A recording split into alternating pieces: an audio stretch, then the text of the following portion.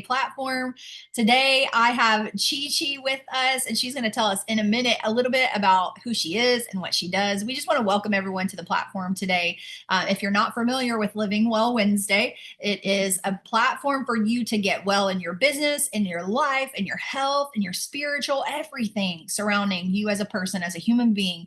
We have people that come on the platform and present from the counseling space, from the coaching space. Dr. Chi is a doctor. She actually went to medical school. She is not practicing medicine. I'm sure she'll tell you that, but she is a professor, and she's a beautiful human. If you've never met her, I want you to connect with her. After the call, we'll see if she can put her contact information over here so that you can get to know her a little bit better. But Chi, welcome to the call. Let us know who you are. Just give us your bio really quick, and I'm going to get us on the channels. All right. Thank you, Lisa. Thank you for having me on this platform. It's always a pleasure to come out and, chat with you all. Again, just like Lisa said, my name is Dr. Chi, or Chi. You don't have to put a doctor, even though I'm still paying the student loan. All right. So I was originally born in Houston, Texas, grew up in Nigeria, and went to medical school in the Caribbean, did my clinical rotations in Chicago. So after that, life happens, got married, started having kids. I have 4 kids. And currently, I am not practicing clinical medicine. I am actually a health coach. So I'm using the knowledge that I gathered from medical school to also help people heal, holistically. And I'm also an instructor. I teach anatomy and physiology at a local college here in South Georgia. And currently, how did I get connected with GCBN? I had a friend of mine that posted on her Facebook that she's going to a Christmas gala for the GCBN. And at the time, I was like, hey, I want to go somewhere. So I reached out to her and she told me about it. I was like, okay, I'm coming. So I paid the dues and then I showed up for the gala. And one thing that really struck me was the welcome and the friendliness. It's like everybody, know everybody. And I wanted to be part of that. And so ever since then, GCBN has been in my heart. I know in the last year and this year, I have not really been participating as much as I would love to, but I still come around, in as much as I can with my schedule, as much as my schedule can allow me. But, this is a wonderful organization where you get to learn how to put God first in everything that you do, in your business, in your family, in your own personal life. If you have a job, again, among your friends, this is a place where you get connected, where you get to learn about that. And that is one of the things I really enjoy about GCBN. So if you are looking for a place to connect yourself, I will recommend that you check it out, check out the website and, talk to whoever you need to talk to and, get plugged in. Yeah, I So love that's that. my connection. I love hearing everyone's GCBN story when we have platform presenters. I just love to know, like, how did you get connected? And a lot of times it is how you said a friend shared it. And so, and it's just kind of like the gospel too. We don't keep the gospel to ourselves. We don't be like, oh, Jesus is so amazing. God is amazing, but we just keep it to ourselves. If you got him, you're going to share him and you're going to be like, praise the Lord. And you're going to be like, well, this is what the Lord did. And you're just going to share it. And so not to say that GCBN is God. I'm not saying that, but I'm saying he is very much in our business. He's very much in the organization. And so when you have something that is good and you have something that is blessing others, like it's almost too hard not to share. And so thank you for sharing your story. I didn't know that. I don't think I knew that, but I do have to share. And I feel like I share this every time Chi-Chi's on the line. She and we met at GGG, God Golf and Girls, which is coming up soon, and we'll talk more about that at the end of the call. But and, we were on the golf course together. We were in the meeting rooms together and we talked and we were friendly and, we had conversation. But one time, and it was right after I had Jude, and he had been in the NICU for a month. Like it was stressful, like a stressful season. And I think we were coming out of it. Or maybe it was even after COVID. I can't remember the exact year. I know we were wearing orange and we were sitting out back for the picnic after golfing that day. And Chi Chi sat across from me and I was kind of just, I don't even know if you knew it, but I kind of was in a low place, still doing everything I'm supposed to do, praying and reading and trusting the Lord and being in fellowship. But just, just your heart was a little burdened. My heart was just a little bit burdened. And Chi Chi was talking to me about really investing in yourself and taking the time for yourself as a wife and a mother, because that's who we are. But we know that there's guys here too. So take it from that perspective as a man who's working really hard and providing for your family, or nurturing your business, whatever that looks like. Sometimes that can be a little daunting, and so you just need a little bit of encouragement. And she was telling me that she has a friend group and they always go on a trip. No matter what, they always make the time to go on a trip. And she just told me, Lisa, you have to take care of yourself. You have to spend time, like you have to purpose to take the time for yourself. And that was such wisdom for me. I carry it now, and it's been years ago. Like it's been a while back that you shared that with me, probably GGG like 8 or 9, and we're on 11. So, but I tell you that to tell you, God puts people in your path, even in our organization, and you may know them and you may sit at a table with them at a conference or a training. We have trainings on Saturday coming up. This Saturday, there's a training. But until you get that one-on-one encounter and you poured into me, like we were talking, we were having conversation, but you recognized and you yielded and you spoke life to me. And I needed that at that time. So I know I mentioned that a lot, but that was personal for me. And I thank you for that. And so anyway, I'm going to let you take it away. Oh, thank you. Thank you. I know you always remind me of that day. And every time you talk, it's like it's a flashback, remembering that conversation, Yeah, but anyway, thank you. And like you said, you just never know who God is going to put in your path. And and that at that moment, I just thought that I was just talking. I didn't realize how much impact you made in your life. So thank you for sharing. Yeah. And I think it's important to know that when we're encountering people, is that you do not know what people are going through. They may look like not saying I had it together, but just encountering other people, you may not know what someone's going through in their life at that moment. They may have their suit on nice. They may have their hair done nice, but you do not know what path they're walking through. Beth says sometimes, I don't look like what I'm going through.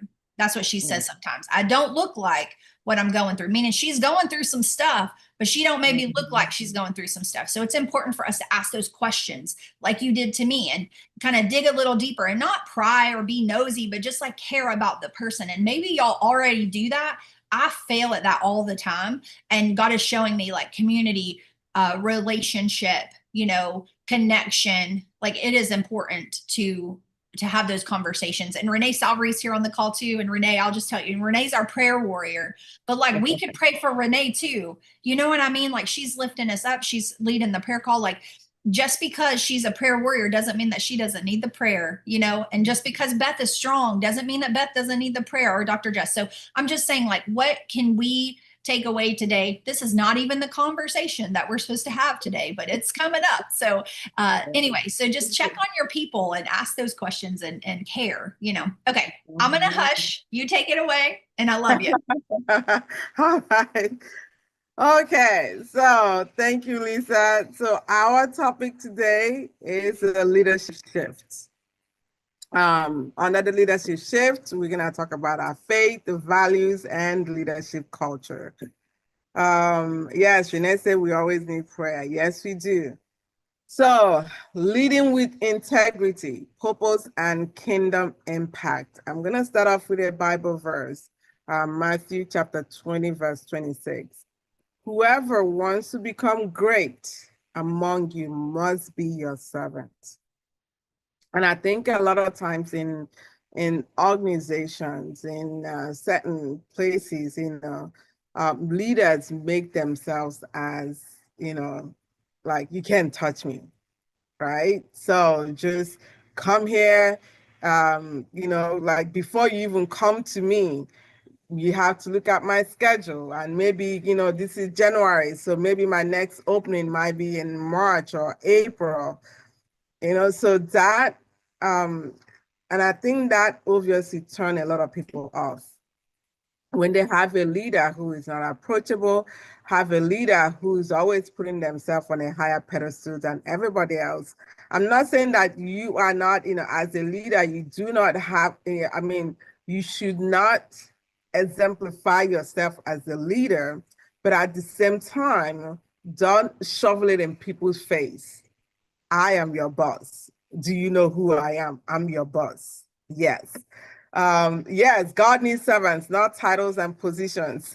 All right. So in today's, rapidly changing world, we know that leaders are faced with difficult decisions, competing priorities, and increasing pressure to compromise their values. Whether you're in business, whether you're in education, in healthcare, nonprofit organizations, or ministry, leadership should not just be about achieving results. It is about influencing people in a way that reflects one's deepest beliefs and value. Again, we have, and I talk about this a lot, sometimes. And I remember, in my old job, when I used to work in a hospital, when we are looking, the leaders, when we go to meetings, the leaders are looking at patients as numbers. How much money can we make? How much money? And so that was a culture of, like everybody should be thinking that way. We should be looking at patients as numbers. We should be looking at them as how much money that we are going to make, how much profit that we should be bringing into the hospitals. And so if you're not careful, you will start mixing that your belief and your value, because now you are no longer, looking at a patient. It's almost like, I don't know if you guys have seen this, I don't know, there's something in my language, they will say, you and somebody are, going, like, let's say you guys are hunting for food, and you are so hungry that at some point, the person turns around and look at you. All of a sudden, you start looking like food, right? Instead of, this is my friend, we are going to hunt and find food. Now you become the food that the person is not looking for. So that's something that, if you're not careful in this organization, in your business, in education, in a healthcare, nonprofit organization, in ministry, people now start becoming numbers instead of you trying to impact them, that belief that you have. Also, we see this sometimes in churches, where you have people are now, looking at you as, okay, how much, money can you put in an offering, right? How much can you donate? It's no longer about how can I, change your soul? How much soul are we winning for Christ? It's now how much money can we bring into the church? Yeah, and So, that becomes the culture too. I feel like that, the leadership culture, and then it kind of trickles down even in business. I was in sales for a while, and it's always about a number, and I just kind of was like, I am purposing to, impact people and help people be free, help people earn money, not like how many people did we bring through the door. And it really has to be about the people. And we miss that sometimes. We really do. Yeah. yes. And, faith-centered leadership recognizes that leadership is a stewardship. And it is the responsibility to guide. It is your responsibility to serve, to empower. Thank you, Renee. To empower and to develop others while remaining aligned with principles that honor God and benefit those we lead.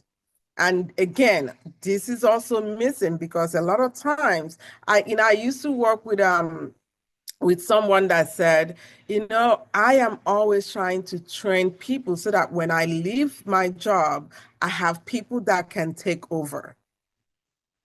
Right? But you have some people that are like, oh no, whatever that I learned, I cannot tell It's anybody. mine. Yeah, it's mine. Yes. I'm holding it. Yeah, I always used to be like, if I get hit by a bus tomorrow, I want you to know how to keep the wheels moving. Train your replacement is what some people say. But and I think even in business, we can get that way if we've learned, if we've mastered a skill or we've cracked the code on the algorithm or whatever. It's like, nope, you got to buy that from me, or you got to pay for this course, that you get the course and it's not even like enough information, you have to buy something else. So I think it's okay to share good things with good people. But Yeah. yeah, some people we hold it real close. Yeah. Yeah. So And silly. you I just also, hold my eyes.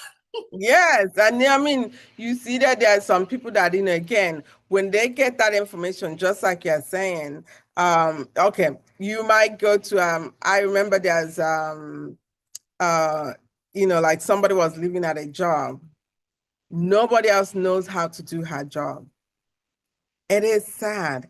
Nobody in that department knows how to do her job. And so everybody's like, running helter skelter, like, oh my God, what are we going to do? How are we going to get these things on?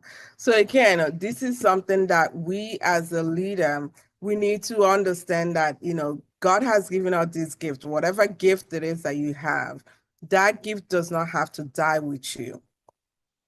That is a gift that we need to, start spreading out, to start sharing, so that when other people, just like I said earlier, if you're in a job, or if you are in a, if you have an organization, or you're an entrepreneur, that if you leave this earth today, somebody else knows how to continue with your job.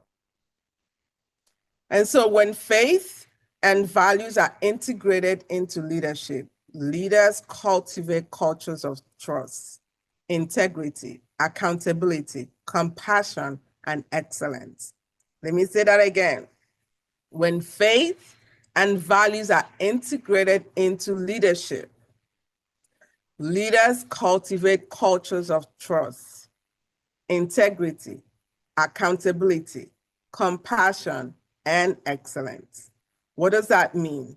Again, when we use, if I'm sitting here and saying, oh, yeah, I'm a Christian, but I'm only a Christian on Sunday, or I'm only a Christian, in my house. But then when I go out to my job, or when I go into a networking environment or whatever, nobody knows that I'm a Christian.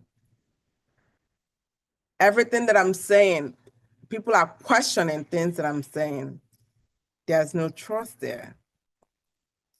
The integrity is not there, right? So you cannot be accountable. Nobody can count on you to do something, because you're not living the life of what you are trying to portray. Again, that compassion is not there.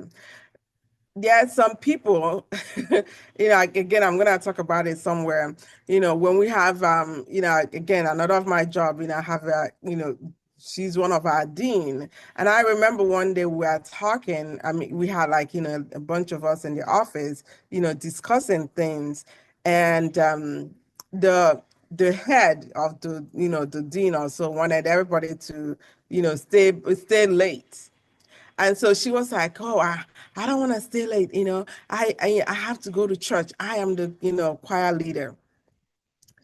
I was thinking this, but I didn't know when I said it out. I was like, oops, you go. I said, oh, you go to church. And I said it out loud. I was thinking, but I did not know when I said it out loud. Because every time you see her, she curses like a sailor. I mean, she's always bringing chaos. But Mhm. when she said that, I mean, I'm not trying to judge her, but I think, like, it was just like, I was in shock that I did not know when my mouth opened up and said, oh, you go to Your church. inside voice came outside.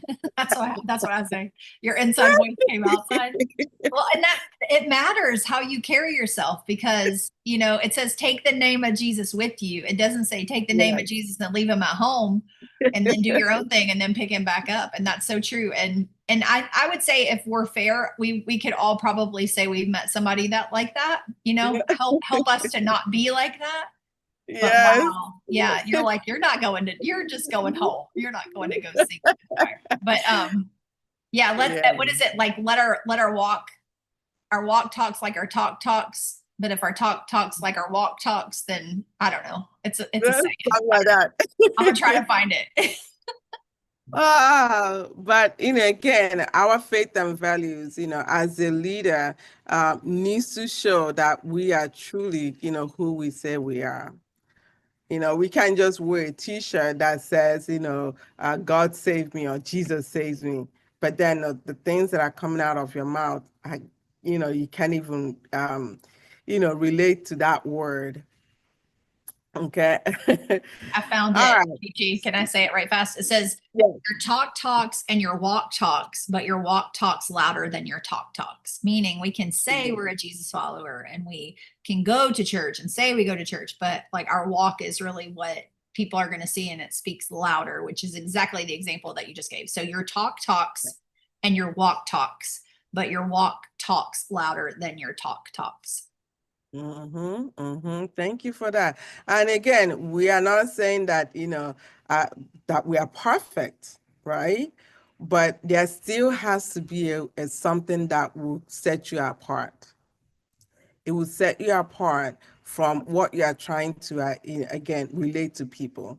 If I'm trying to win souls to Christ, I need to live a life. Yes, our character speaks for us along with the fruits of the Spirit. Yes, I have to be able to set myself apart so that when people see me, like there's a prayer that we always pray when I was in Nigeria, and I still pray till today. When people are looking at me, let them not see me as Chi Chi. Let them see the Christ in me, because them seeing Chi-Chi is not going to take them to heaven, but them seeing the Christ in me, because it's still Christ that still works in my life until the day I die.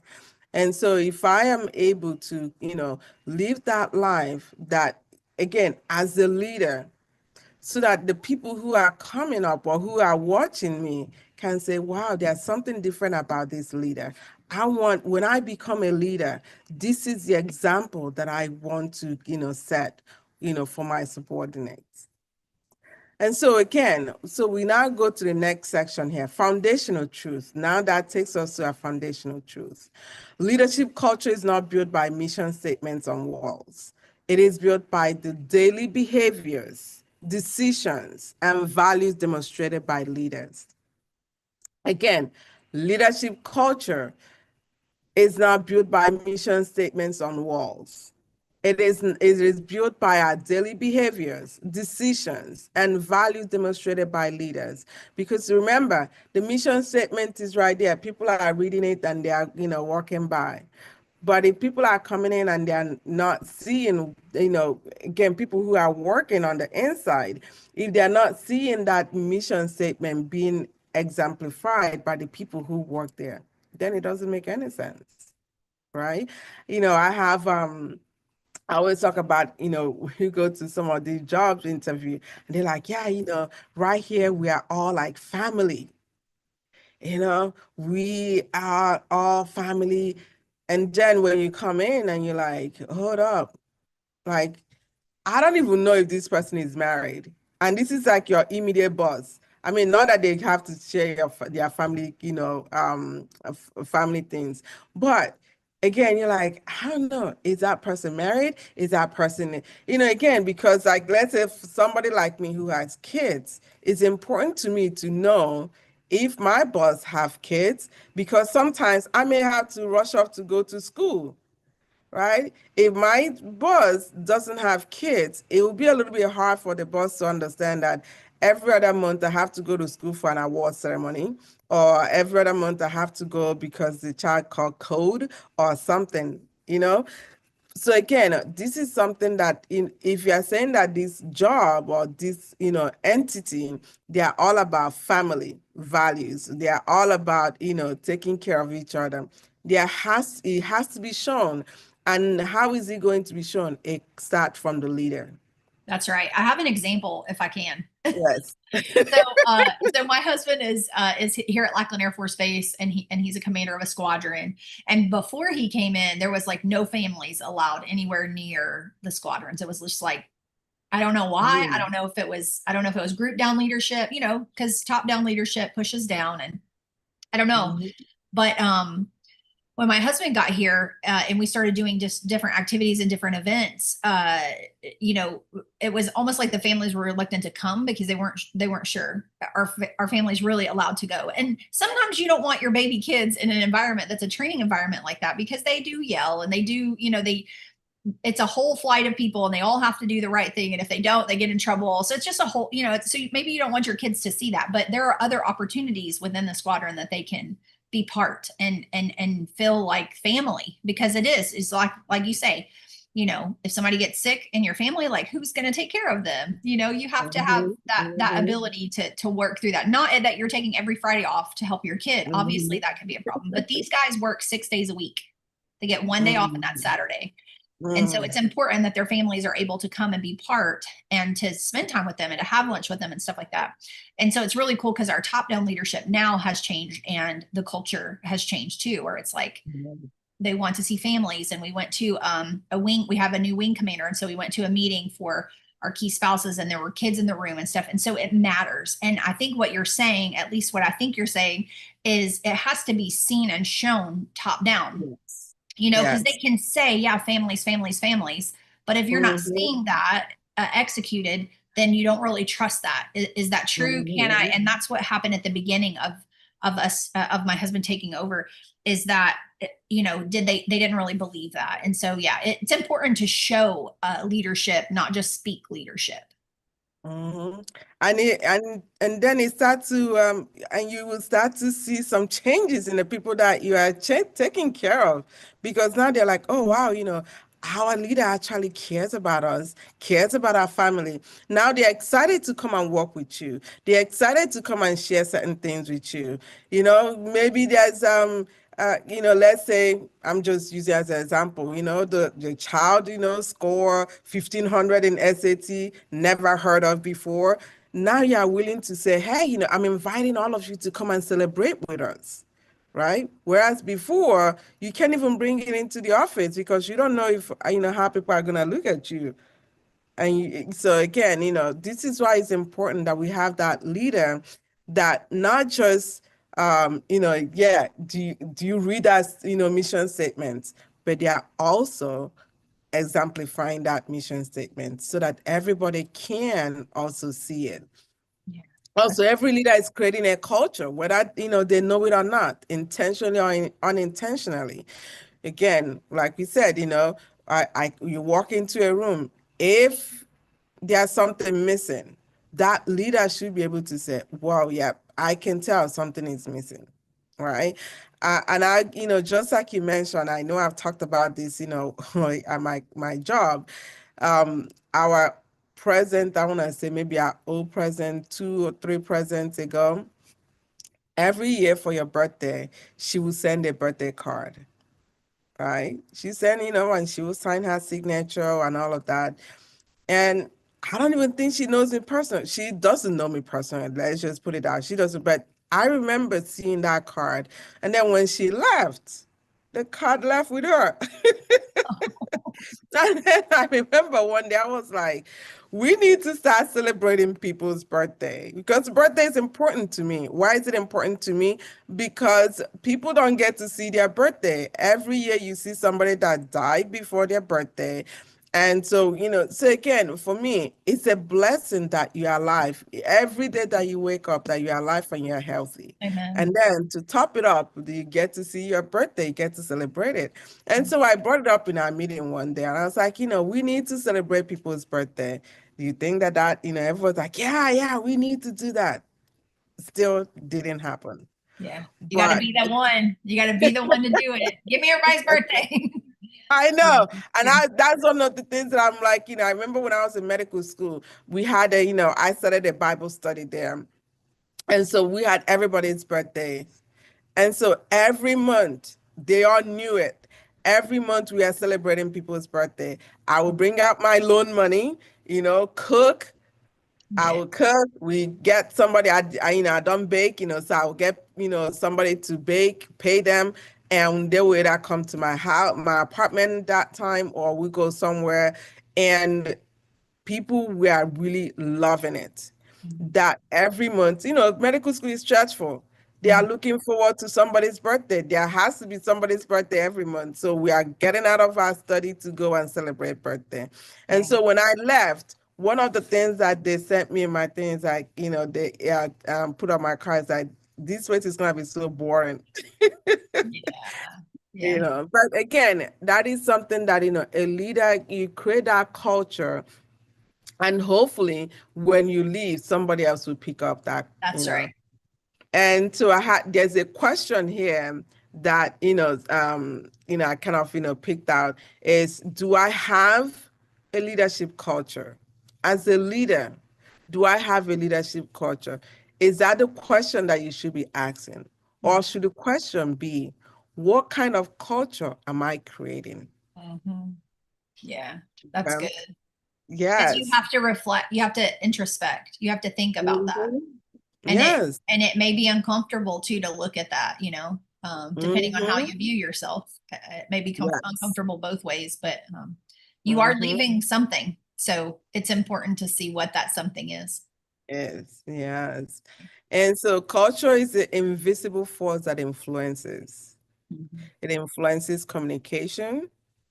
It influences the team morale. It influences productivity. It influences trust, innovation, employee engagement, ministry effectiveness, organizational growth. As faith-based leaders, our culture should reflect the character of Christ. And the reason why I kind of, put this here is that when you start to recognize the people that you are over, again, by not just, the mission statement, but how you are living out your life, I bet you things change, things start to change. People will start to open up. Mhm. People will start to do more things that they will not do. I don't know if you have been in a situation or you have seen people, they just say, yep, it's a 9 to 5 job. I just go there and do my thing. Right. They have no motivation to even say, oh, let me take it a little bit notch. Let me do this. Or let me know, because to them, it's like, well, I get my paycheck, I'm out. I go in, I clock in, clock out. Yeah, there's no buy-in. Yeah. No, yeah, yeah. So again, that helps, you as a leader to know that you are doing something, that you're doing something well, hopefully. Again, the productivity. I remember when I first, got into one job that I had at a hospital, the first, couple of months that I was there, I was so excited. I was just, like doing things like, and so the productivity there was so great. People, the leaders, were like, whoa, like, what did you do? Like before, we used to have stacks of papers and the doctors don't want to sign them. But since you came, the doctors are all signing our papers, there. People always like, pointing out to that girl, even if they don't know my name, they talk about the African girl. But they gave me $10 raise Yeah. within few months that I was there. Yeah. And so to me, it was so exciting. I was like, man, I want to do this. Like, I started telling my husband, I'm going to retire this place, like I see my future here. And then we got another leader. New leader. Yep. New leaders. Woo! It was something else. It was like literally like I would get to the parking lot. I would just like do my little just breathe. And then I'm like, okay, I gotta go in. And then I go in, so, clock in, do my thing. And, it's like there's no motivation to do more. Mhm. It was just like, well, I didn't get fired today. Praise God. We going home, you know? And then when I get to the parking lot, I just take another breather. Like, it's like almost like I'm breathing out all the negativity that came in, with me to the parking lot. And then I'll drive off. Again, that culture, if you're not bringing that good culture, if you're not taking your time to be able to even understand the people that you're working with, understand, how are things, like, okay, this person likes, to work with 2 computers. Okay, how can we make it happen? this person likes to take their lunch at this time. Okay, so we're gonna have somebody to cover. So again, getting to understand your, your subordinates or your people that you are over, making sure that, again, as a leader, you are not, pushing, you are not lording your leadership, on them. Right. Again, that takes away their morals, that takes away their trust. Even if they are going through things, they will not be, Not going to they be will not open. be in a position to come and talk to you about That's it. right. You know, I've been in a situation where I heard somebody said, "Oh, I'm just gonna quit." They find another job and they're like, "Yeah, I'm gonna quit." I'm like, "Well, shouldn't you give at least 2 weeks notification?" Like, "No, I don't need to." Yeah. I'm like, "So Like the what's lack gonna of happen?" respect. Yeah. The lack of, Yeah. Yeah, it's like, nope, I'm not putting anything. I already got my job. I'm just not gonna show up. And that's exactly what they did. Not yeah. show up. I think it's Yeah. important too to note and to pull out. We can't change necessarily who our leadership is. We can't Yes. we can't necessarily change that. You may be stuck in a job. I say stuck like loosely, but you can still affect change and affect morale around those that you have that are your subordinates. And I've seen that in the military. The military leadership changes every 2 years. It always changes. Mm-hmm. And so I always told my troops, I called them troops, but my airmen. At one time, I had like 13 under me. That leadership always changes. You just have to wait. Like every 2 years, it's going to change. And so if you are a leader or a supervisor and your leadership above you is not effective, you still can be effective to those that report to you.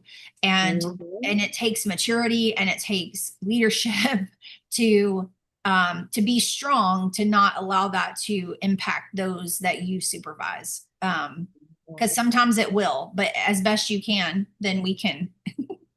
Jude wants to say hi. I don't know if it's going to work. Yeah, so I think it's important to be that top cover, right? That's a good word, top cover for those that may be in leadership above you that aren't doing very well, but be the top cover for those that are in your supervisory ability or path or whatever. I want to share really quickly, if I can. Kenna is over on the Facebook side, and she said people are watching the way we live. You have to be set apart from the world, and that is so true. We got to Yeah. be set apart, got to be sanctified. And then Kenna also says birthdays are special, which they really are. They really, really are. Yes. And then we have Renee over here. Leaders must know their responsibilities to those whom they lead in order to lead well. And so true. And then she also mentioned our character speaks for us along with the fruits of the spirit, which is so true. Yes, yes. So thank you And guys for contributing. Keep them coming. Keep yeah, them coming. thank you. And the thing about it is that, I think one of the things that I'm noticing in this day and age for most leaders is no longer about um, you know, I think it's like, oh, let me get my friend to become a leader, right? Let me, so it's no longer about let's train this, person that we are looking at. So I remember again, I'm going back because I'm using my own personal experience. We had I remember when I was asked, to become a leader, and and I was like, man, that is a huge position for me. And so I was like, okay, so how does that work? And so it's like, yeah, you qualified. We looked at your resume. You're qualified to be, to lead these departments. I mean, it's like, I don't know, 3, 4 departments. And I was like, in my mind, like, wow. I told him I have to think about it. And the reason why I needed to think about it, one, was that I like the way my schedule is. Okay. My schedule, I go and teach my students. I'm always, trying to be innovative on how, I teach my students. This is going to take me away from classroom setting. And I have to be in meetings all the time. And they're like, I don't want to do all that. And I remember, like I will see my leaders, they will come in like, I'll get to work maybe 8:39. Their cars are already in a parking lot. When I'm leaving at 5:36, their car is still in a parking lot. I'm like, I don't know if I can do all that. So that's one. Number two, the other departments, the nursing departments, people are, there's like the rate of turnover is so high. People are quitting all the time. Things that, it's like, I even got to a point, like, I would joke about it. I don't want to know the instructors anymore because the ones that I get to know before I know it, they are gone. So it's like, I don't want to know them anymore. I just want them to. Yeah. Yeah. But, and one of the things that I keep hearing is almost the same thing. They keep talking about the same thing over and over. And so I remember one time, when they're telling me, even before they told me about, the position, I went to my higher up. I said, these people are complaining about this. And it's not coming from just one person, it's multiple people. How are you guys, planning to look into it? How are you guys planning to make sure that these people are satisfied? Because Yeah. we are Free missing. feedback. It's free feedback. They're telling Yes. you. Yeah. So I'm like, these people are really, they love this job, and these people are, great at what they are doing, but they are living at a rapid rate. And so they're like, yeah, we don't know, it's coming from the higher ups. I say, who is this higher up? And nobody can ever give me a name. Who this, Yeah. It's always higher up they. is. It's always they. They. They- They. you They. know? Who's they? So when they offered me that position, I was like, no, I don't want that, I don't want it because I know that there's a department there that they are not happy. And if I cannot figure out who this they is, then I'm going to be labeled as an enemy in this department because I'm not able to help. Because the position that they want me to, take over, the person also left because of they. So again, we have to be able to, like you said, speak for the people who are, I'm not saying that they don't have the mouth, but we as a leader, we are their mouth because they can't go straight to the president. They can't go straight to the vice president, but you have that opportunity to be able to speak on their behalf because you work with them daily. You know what their needs are. You know what they are complaining. And so you can be able, again, I'm not saying go there and, start bashing them like, oh, Teresa said this or this. No, but collectively, the group is not happy. What can we do to make this group, happy? Yeah. You have to advocate for your people for sure. Yes. Something my Yes. husband set up, I've spoke about this before. I don't know on which platform, but when he came in, he set up a QR code to give anonymous feedback. That's been helpful and then not so helpful because sometimes you can get feedback that may not necessarily be true. It's just somebody ringing a bell. Mhm. But several have been really good feedback for him to then look into, and it doesn't have to have a name to it. Some of the things that he's done with that is if it is an issue that really should be addressed, or he really, not that he's taking it personally, but he wants to take it personal to like help and affect change, is he might then send an email and be like, hey, I got anonymous feedback. I really want to talk more about this. If you're open to it, let me know. And then that gives them the opportunity to come back to be able to, power through some things or brainstorm some things to be able to help that out. But it's free feedback. It's free Mhm. information that people are already giving you. And like Chi said, you have to advocate for your people wherever that is. Maybe you're the owner of a business, but you have employees and they're going to tell you or give you feedback, or maybe the supervisors that you have are going to channel that up. And it should be a place that feels safe for people to be able to give that. Sometimes the government Mhm. is not very safe to do that. So to have an anonymous feedback system, and it's super easy. You can do a Google form and then you can just connect it to a QR code and push that out through. I think he has it at the bottom of his email signature. So they have it all the time if he sends an email or whatever. But that's been very effective for him as a tool to get information Mhm. without, people feeling like they have to like dime out anybody, or, you know what I mean? Like Mhm. Mhm. cause drama, or just, hey, this is something that I observed and it needs to be looked into. And so then he can Mhm. then take that information and then see, is it valid or is it not? And sometimes it's not been very valid and sometimes it's been very Mhm. effective. So Yeah, that's good. That's really, really good. And again, it changes the culture of, where you're working. Like you said, whether you the one that owns the business, you should be able to have that opportunity where you can talk to your employees like, hey, come, let's dissect these things, let's talk, heart to heart, or even take them to a retreat, let's go to a retreat. And in that retreat, could be a where everybody is relaxed, everybody can be able to talk their truth. And so, faith, again, what does faith integrated leadership look like? Faith integrated leaders, they will lead with integrity, even when no one is watching. They will make decisions based on principles rather than convenience. Prioritize the people over personal gain. Okay, like I talked about before, demonstrate humility and service. Create environment where people feel valued and respected, just like we just talked about. And so the key leadership principle is that your faith should influence your leadership, not just your worship. This is interesting. Your faith should influence your leadership, not just your worship, right? And a reflection question: how do your daily leadership decision reflect your faith value? Proverbs chapter 3, 5-6 said, "Trust in the Lord with all your heart and lean not on your own understanding."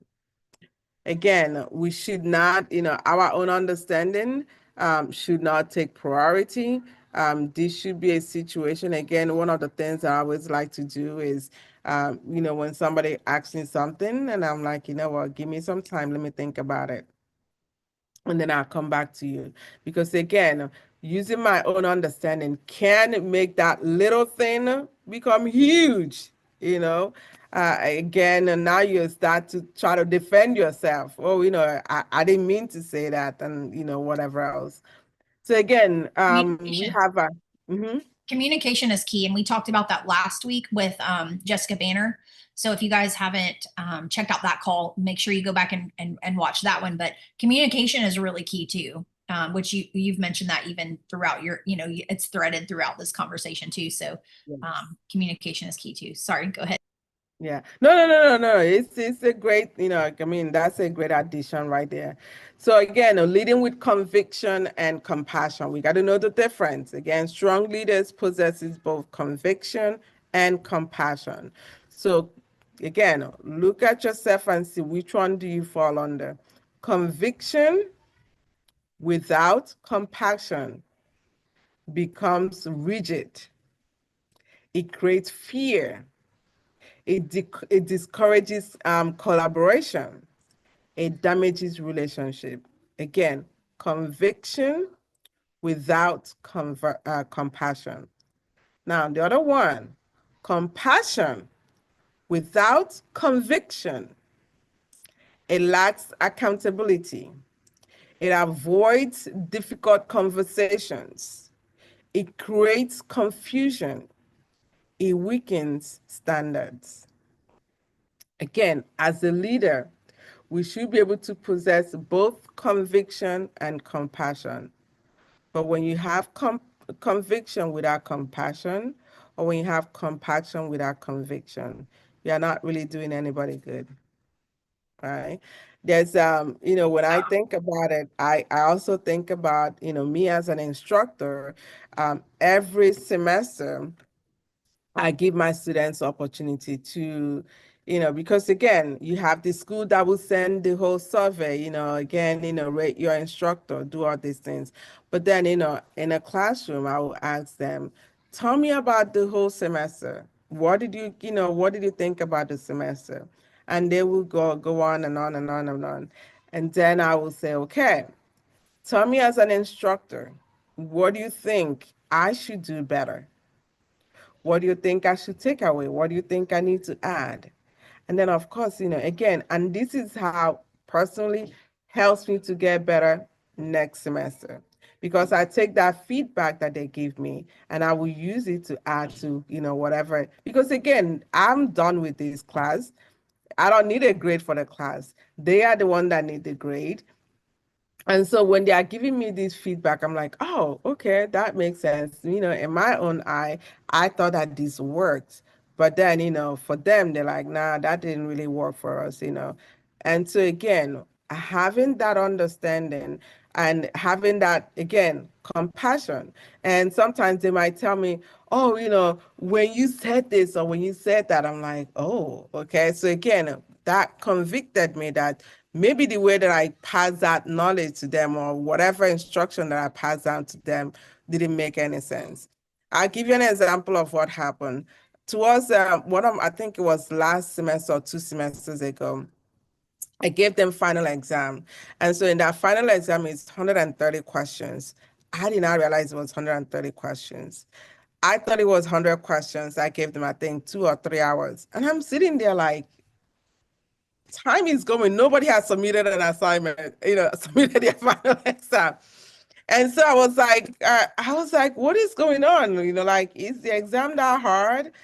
And they're like, Dr. Chichi, it's 130 questions. I was like, no. I was like, no, it's not. So I went back and I looked, I was like, and I can't change it because they've already started. So again, You're like open book. No, I'm just kidding. That's the so homeschooler in no, me. I mean, actually, I now had to make them, work as a pair. I said, okay, find somebody to work with.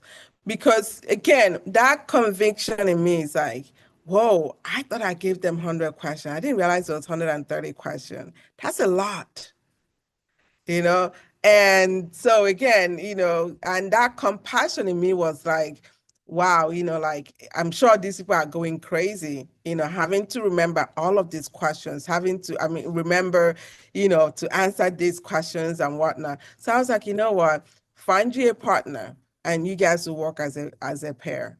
That's good. And that really helped, to ease the anxiety Yeah, because because I the kept thinking, perception, yeah, the perception could be that the student's just like, she hates us. She's a horrible professor. And really, you're just like, I just didn't know. And so, even just thinking back into my college days, it's like, you always think the professor just knows the right thing and whatever, and you don't ever think that they would mess up. You know what I mean? Like, not in a bad, but like that would happen.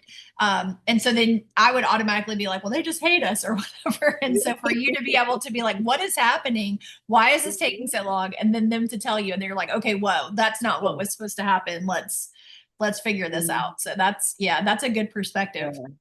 Yeah. So, the honest truth is that it's supposed to be like 130 questions. And then from that 130, it pulls out 100 questions, right? So My that's how goodness. it's like all randomized. So Yes, they're but it not pulls getting, all of them. Oh no, that's so rough.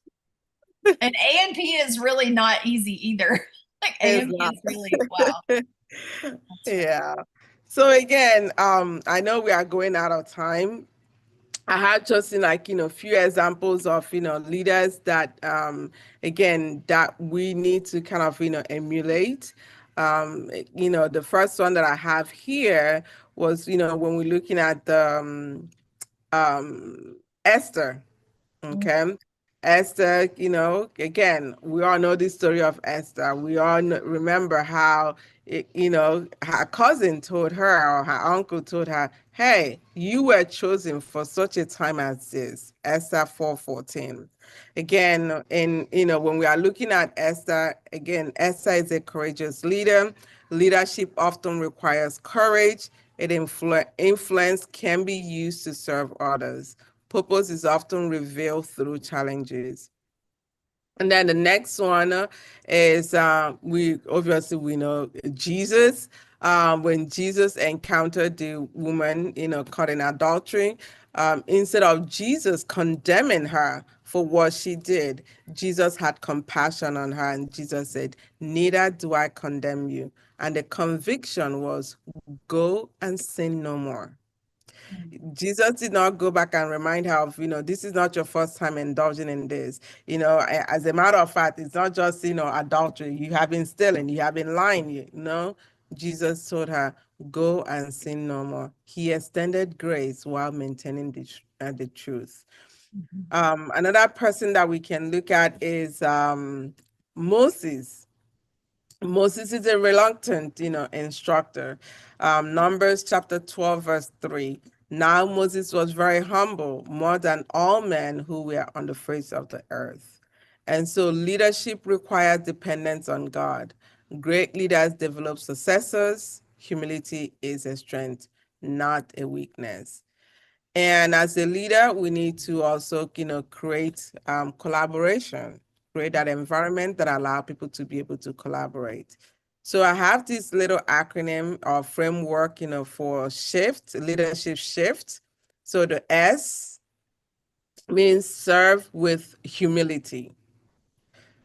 S, serve with humility. That means that we put people before position.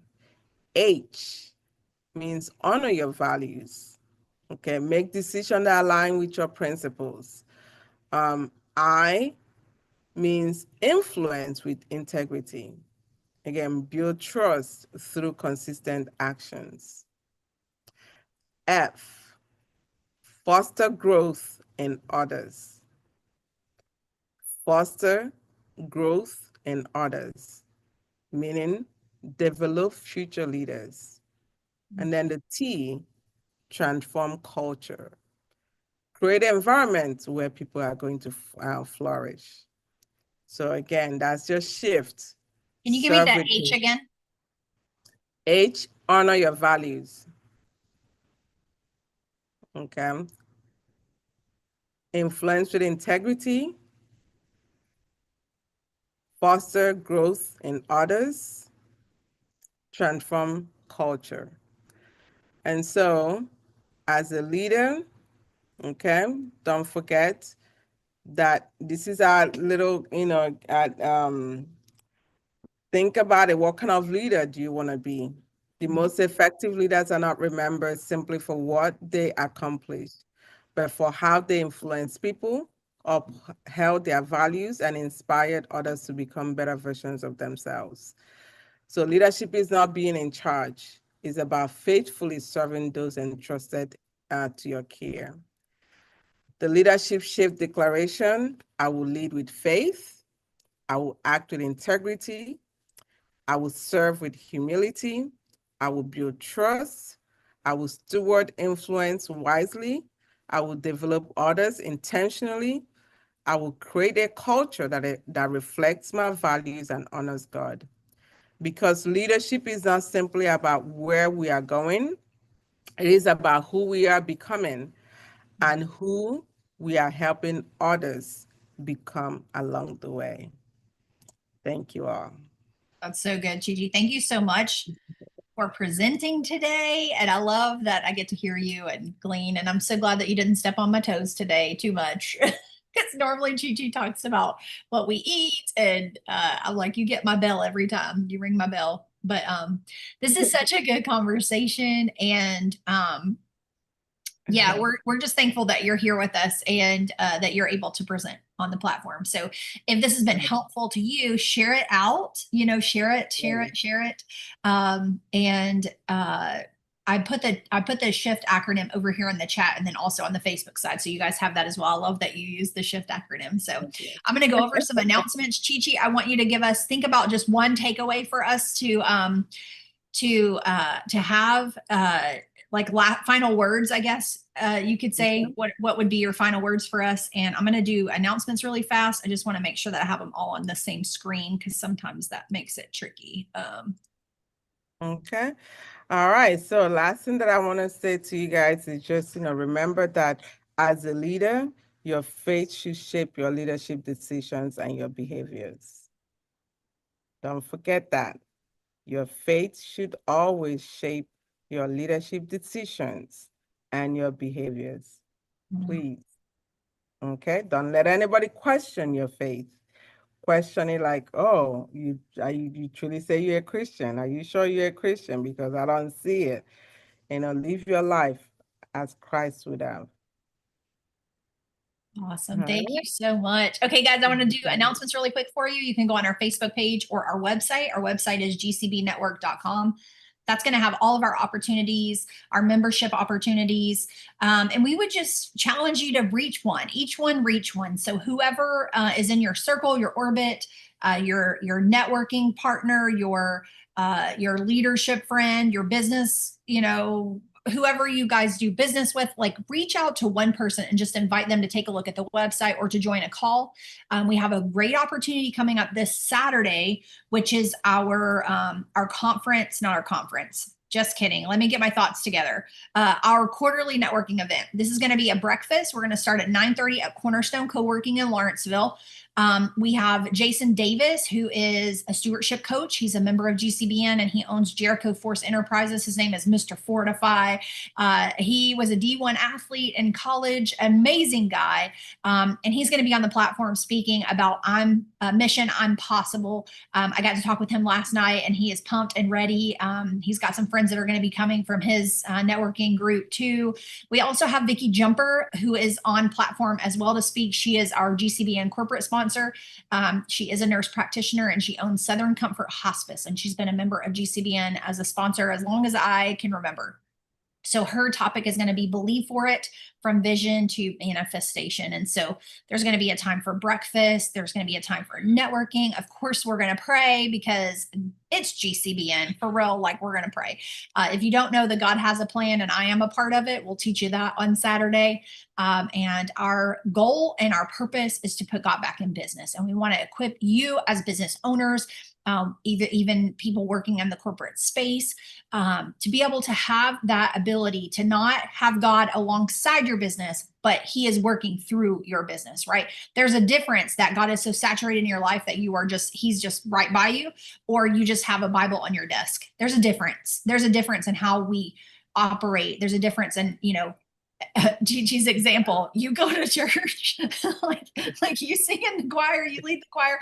We want our lives to be so saturated that no one has a question that we have been with God, right? We have spent some time with him. He runs our life. We don't just run alongside and bring him along with us. And so that's important. So come learn more about who we are. You do not have to be a member to be at this event. You do have to register, but you don't have to be a member.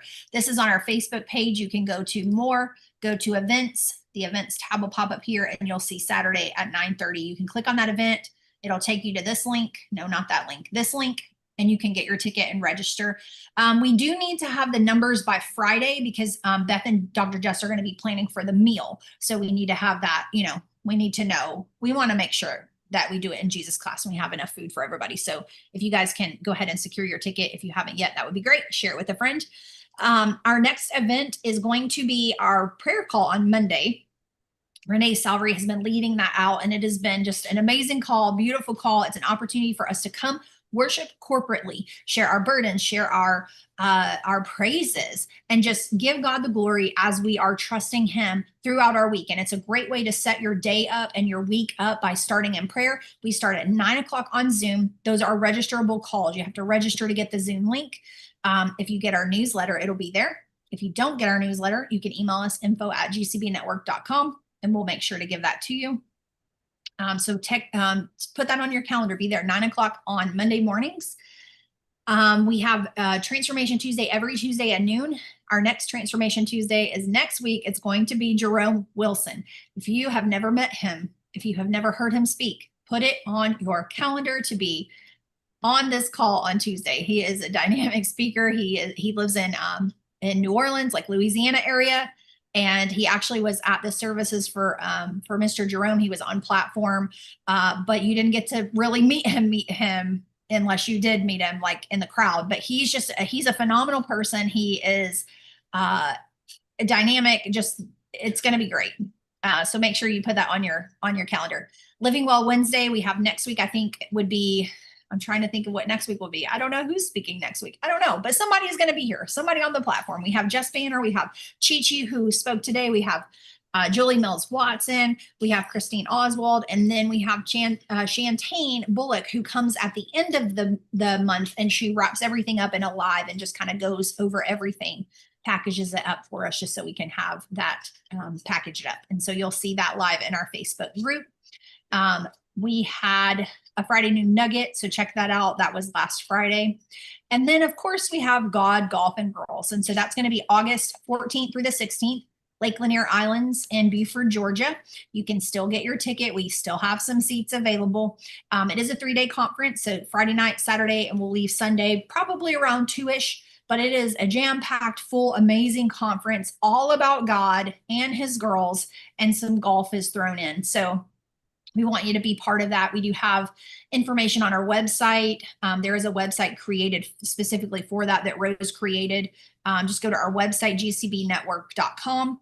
Hit this last tab at the top, GGG 11. That stands for God, Golf, and Girls. It's our 11th event. It is called The Experience because you really have to be in the room to experience it. You got to experience it. Chi, are you coming? No, I'll be Oh, in South Carolina the same weekend. And okay. We'll let you know this time. But yes. she has gone to many of them, and Yeah. yeah, it's such a great opportunity. So it is called The Experience. We would love for you guys to check it out. And we are 29 days away. And so it's exciting. Okay. Well, that is all the announcements that I have. Chi, thank you so much for being on platform today. We just love you and we're thankful for you. Renee, thank you for being on the Zoom side. Kenneth, thank you for being on the Facebook side, and any of the other people that are over there that I didn't get to see pop up. Thank you so much for that. And if you guys have anything, you need anything, you have questions, just reach out. Beth was on platform Monday and she was in the prayer room. I texted her and I said, I don't think that they know it's you, because sometimes I come on and it has her name. And so anyway, she was able to speak toward the end of the call, which was a blessing to be able to have her back on platform. And then she was on platform yesterday with, oh, hang on. Oh, I should know who was on platform yesterday. I'm sorry. I don't know. My brain just froze. But she was on platform yesterday. And it was a great conversation. And so we are grateful that she is popping in and popping out. We told her, hey, if you need to step out, it's okay. We still have it. And so just continue to pray for her. Continue to pray for Jess, Romy, Bianca, the family. Just great opportunity. Janet Harrington, that's who is on platform. I'm like, I forgot. How did I forget? But they have been friends for like 30 years. So it was really neat to get to see them connect, and for Beth to be back on the platform. But if you guys have any questions or anything, let us know. The newsletter should be already in your inbox. So if you haven't seen that yet, make sure you check it out with all of our other events. And we will see you back on platform next week. All right, guys. Oh, get your ticket Saturday, because that's coming up. That's our next opportunity. All right. Bye, guys.